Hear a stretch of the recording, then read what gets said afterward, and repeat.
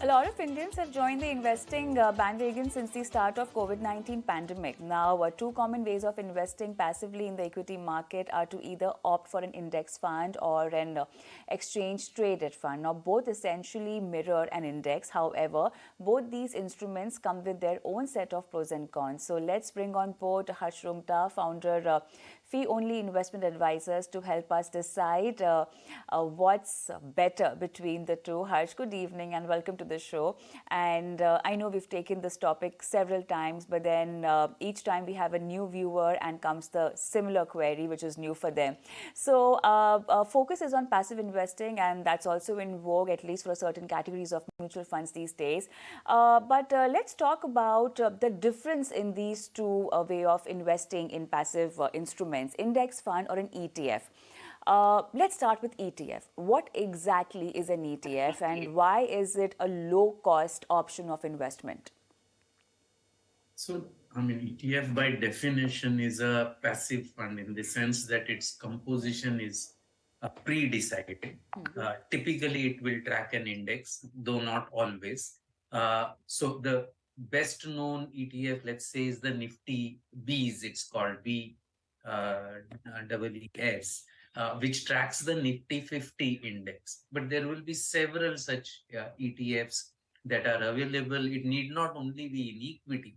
Now you have debt ETFs, which track debt index. You have gold ETFs. So ETFs is a way of sort of investing.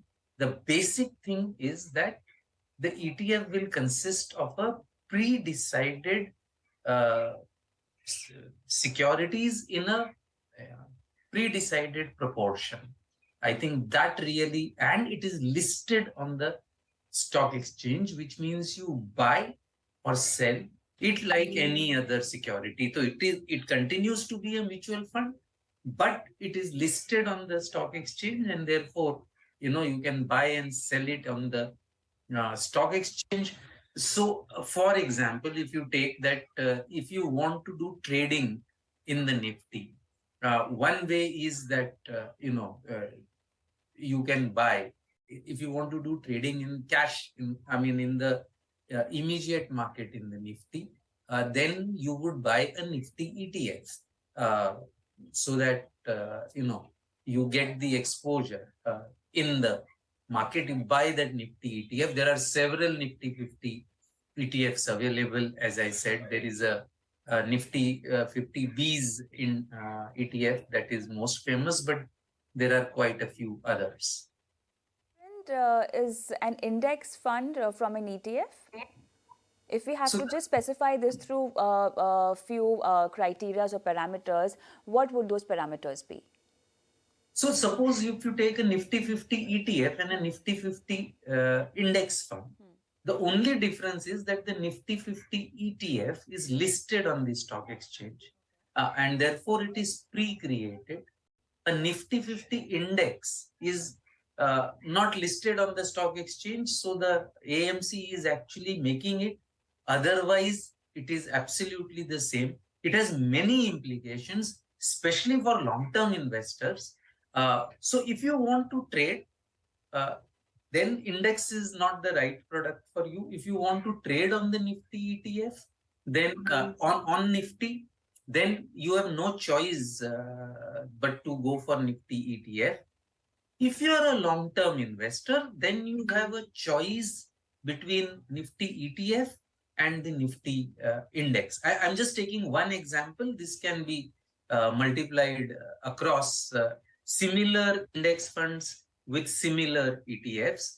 And my submission is that for long-term investors who are basically buy and hold investors, the index option makes far more sense than the ETF option.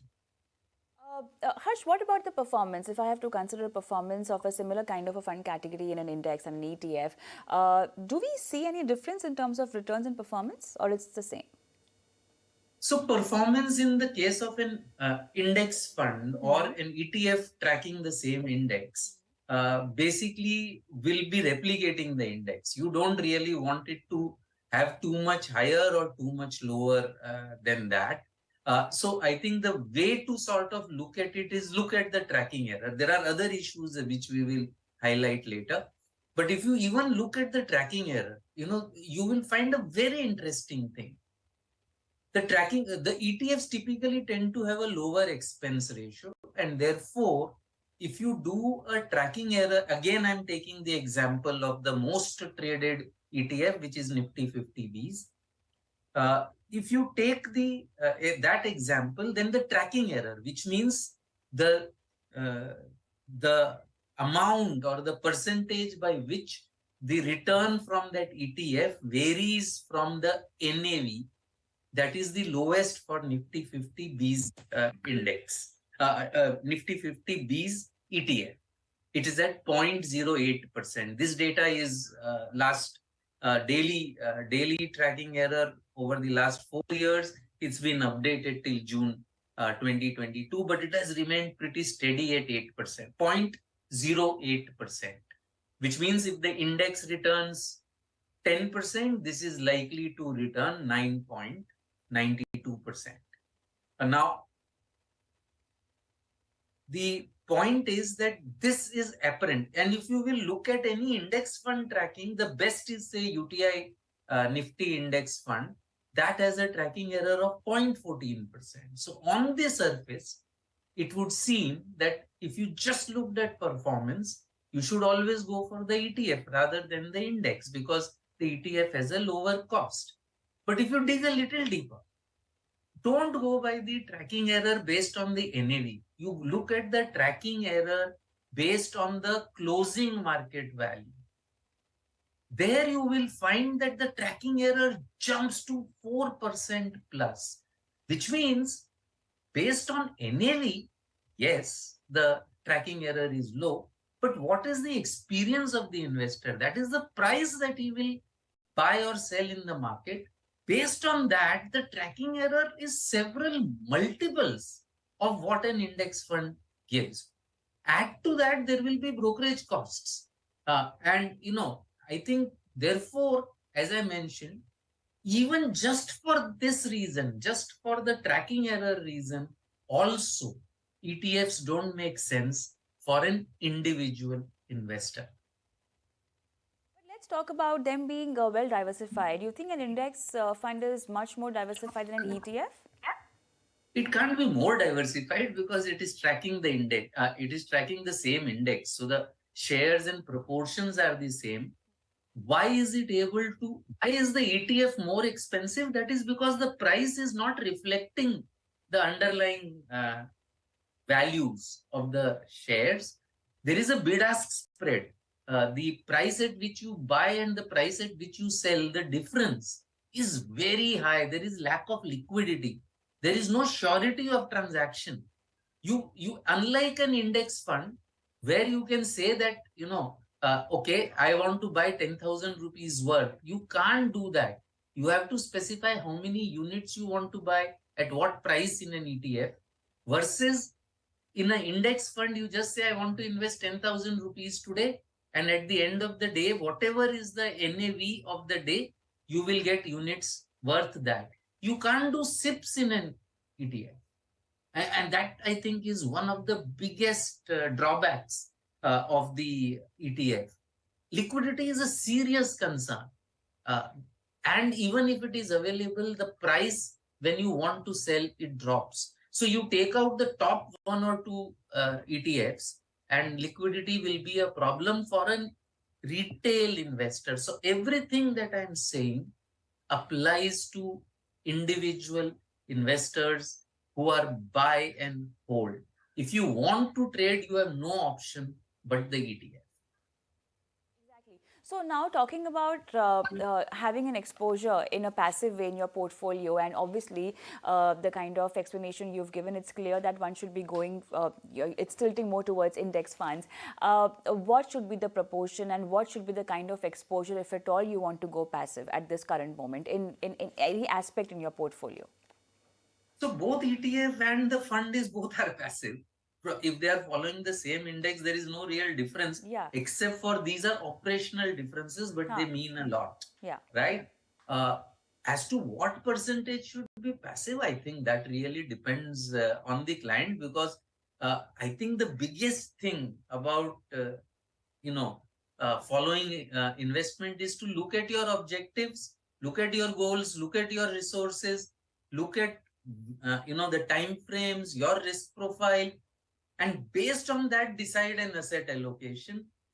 Within that asset allocation, maybe passive is best. You can do passive in everything now. You can do passive in equities, you can do passive in debt, you can do passive in gold, you can do mix of passives that does self balancing. So that's pretty powerful. Options are now available in passive, and more are becoming available every day now.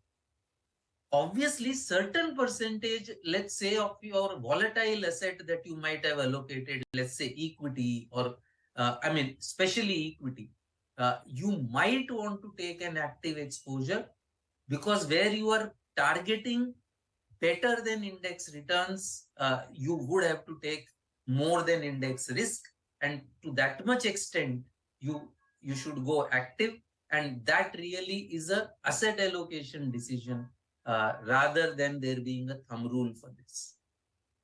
All right. Now, one question that we get a lot of time from our viewers is also on the kind of scheme one should be buying. Is there a regular and direct scheme also in index and ETF? So ETF by definition is direct, because Exactly. there is only one scheme, it's listed, that's the only security that is available. And no commission gets paid to anybody in the ETF. In any index fund that follows the normal SEBI rule, cannot be a mutual fund scheme that does not have direct and regular both options that are available. It's not possible. All schemes will have both. Structure in an index fund and in an ETF? Sorry? What would be the cost structure of an index fund or an ETF? So typically, as I said, on paper, again, if I take the example of Nifty 50 Bs, Nifty 50 Bs, I think the cost structure is about 0.05%, the ETF. Okay. And if you take, say, the UTI Nifty index, I think the cost is around 0.09% or something. Yet, as I said, if you do the tracking error based on the in the case of the index, obviously on the NAV, because that is what the client gets. But in the case of ETF, if you do it based on market price, the tracking error is far, far, far higher in the ETF than it is in the index fund. Tell me, in terms of risk, an index or an ETF or any passive way, that doesn't mitigates any kind of risk if we have to talk about a risk-averse investor buying these kind of products. There is no relation with risk going away completely with this kind of route of investment. Oh, absolutely. It depends. I mean, if you've chosen a liquid, there is a liquid ETF and there is a liquid fund as well. So there, of course, both are low risk. If it is following the same index, then from a risk perspective, there is nothing to choose between index and an ETF. I think all the points that I mentioned are based on cost perspective and therefore return perspective and operations. I think those are the important things that are different between the index fund following the same index and an ETF following the same index. All right. I think that will be all as far as index and ETF funds, ETFs are concerned. Thank you so much, Harsh, for being on the show and explaining that Thank you, aspect to Kavita. our viewers.